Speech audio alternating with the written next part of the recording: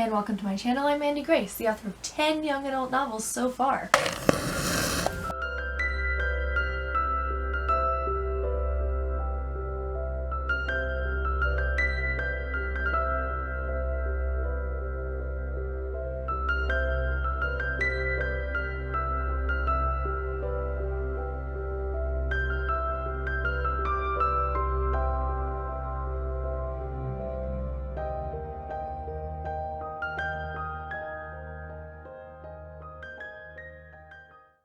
It is time for my next writing craft book of the month thing that I've been doing this year, and might actually carry over into next year because it's been kind of fun. So if you don't already know, I've been trying to read one book on writing craft every single month.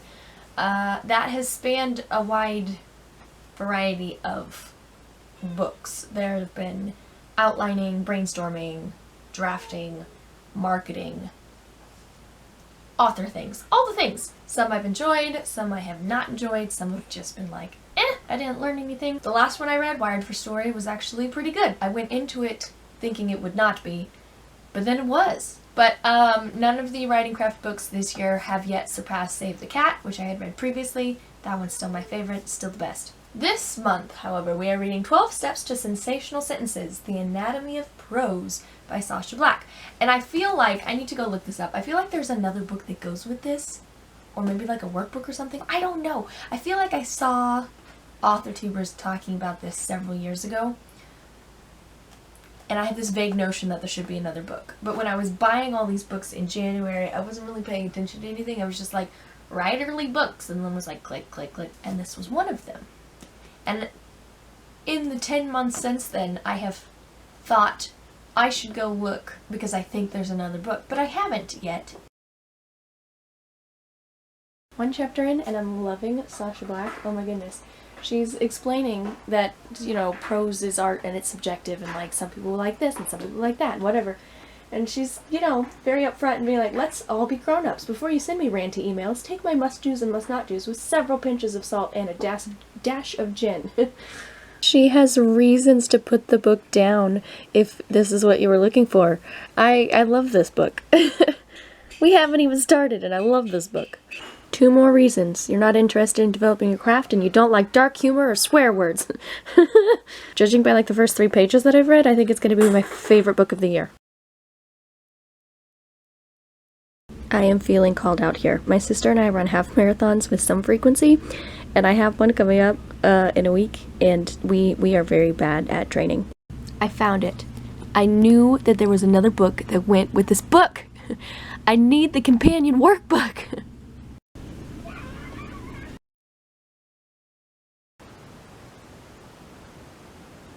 I have a stuffy nose, but just ignore that. I find this section interesting, mostly because this type of description is something I have the hardest time with as a writer. But also, I've been consciously trying to do this with my fantasy series, and I felt that I was doing really well. And then my writing partner, whatever, we call them BFFs in Quill and Cup.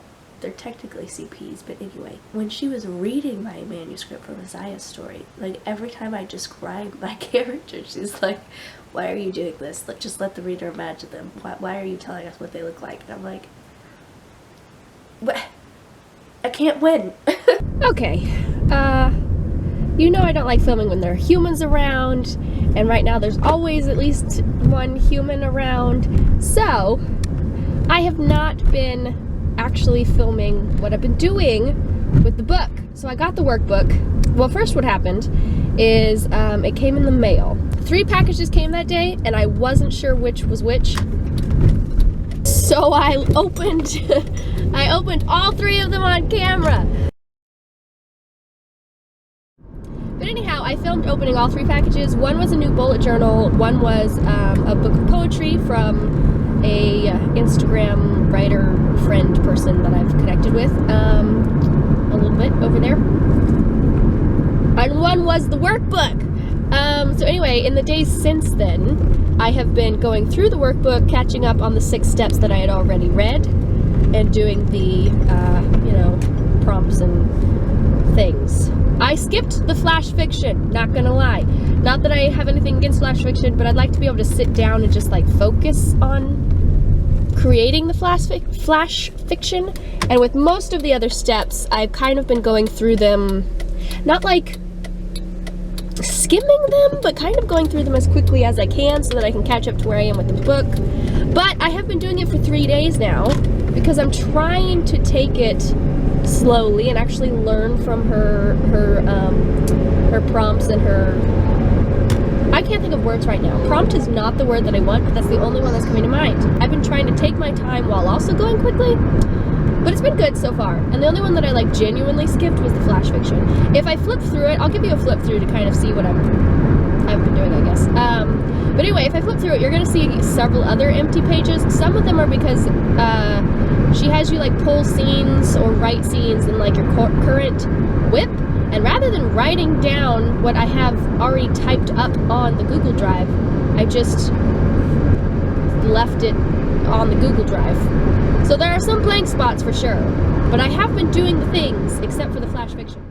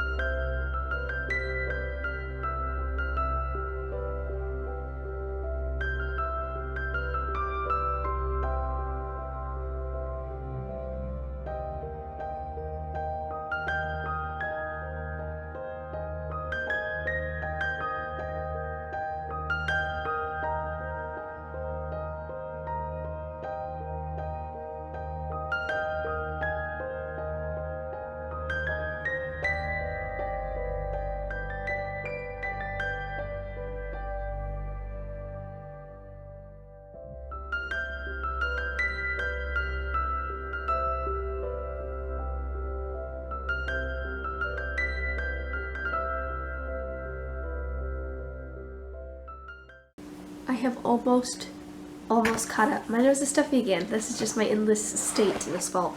But I'm almost caught up to where I actually am in the Anatomy of Prose. The very first day that I was reading, first day? 2 days? Quickly. Very quickly. It might have been 2 whole days that I was reading. I got to step 6, or the end of step 6. I finished step 6 and left it on step 7. And then this came in the mail like 2 days later. And since then I've been working through this, trying to get caught back up so that when I read steps 7 through 12, I can do it one at a time. Read step 7, do the exercises for exercises! That's the word I could not think of yesterday. Anyway, do the exercises for step 7. So I've got one more step to catch up on, which is 6. And then I'll be caught up and I'll be able to read and do the exercises and read and do the exercises.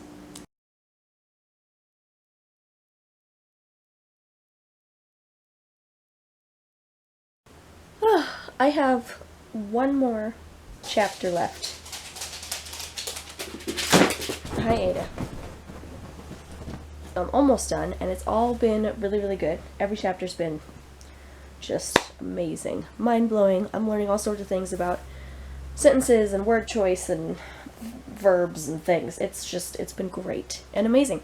I haven't been doing a lot of updates or filming of the reading, though, because I'm very self-conscious, and I don't like to film when there are humans in the house, which, as of late, there has been only rare occasions when there aren't humans in the house, so I haven't had, the space and time in which to feel comfortable enough to talk to you, but I've been continuing reading and doing the exercises and everything because I wanted to get it done and learn from it, and I wasn't going to wait until I had time to film myself doing that. I don't think I talked to the camera, at all for the second half of the book, until just now. The sum of it is, it's my favorite book of the year, and I don't know, I have nothing else to say, really. Some of the exercises were difficult. I really had to dig in deep to the writer's brain, It's not like drafting a story, because the first draft of a story is just, I'm living the story, and it's a very magical subconscious experience that has nothing to do with word choice. And then this whole book has been okay, let's take those words that you spewed and sharpen them. And revising and editing and that sort of stuff has never been fun for me. Don't love that process. But this book made it highly entertaining and made a lot of great points on stuff that maybe I wasn't necessarily very good at or didn't understand or whatever. So yeah, in terms of sharpening my prose, it was amazing. I think that's why, though, that it's my favorite book this year of all the writing craft books that I have been reading, because the majority of them have been on story. And I understand story. Like, all the books would be like, you won't believe this, but what readers actually connect to in a story is the emotional journey of the protagonist. What? I'm like, yeah, okay.